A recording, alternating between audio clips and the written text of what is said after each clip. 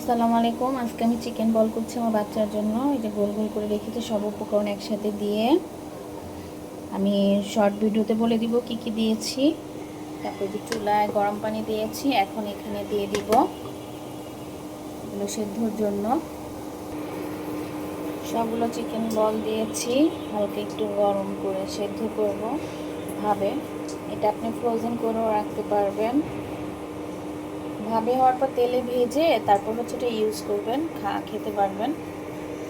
এটাতে আমি যে জিনিসগুলো দিয়েছি সেটা হচ্ছে আপনার 2 পিস পাউরুটি, বুকের মাংস দিয়েছি মুরগির, আধা কেজির মতো হবে, হালকা গোলমরিচ গুঁড়ো, আদা রসুন পেঁয়াজ বাটা, টমেটো সস, তারপর হচ্ছে একটু লবণ পরিমাণ মতো।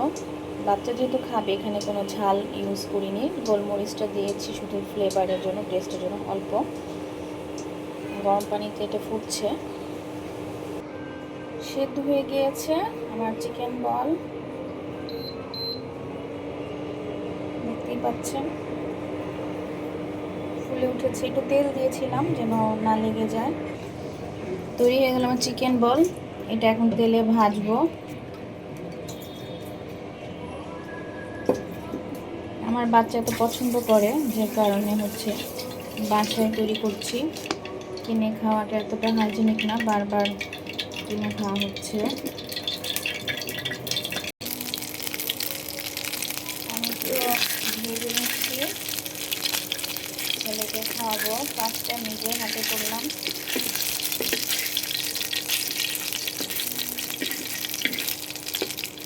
আপনি চাইলে সাইজ একটু ছোটো করতে পারেন, আমি একটু বড় বড় সাইজ করেছি।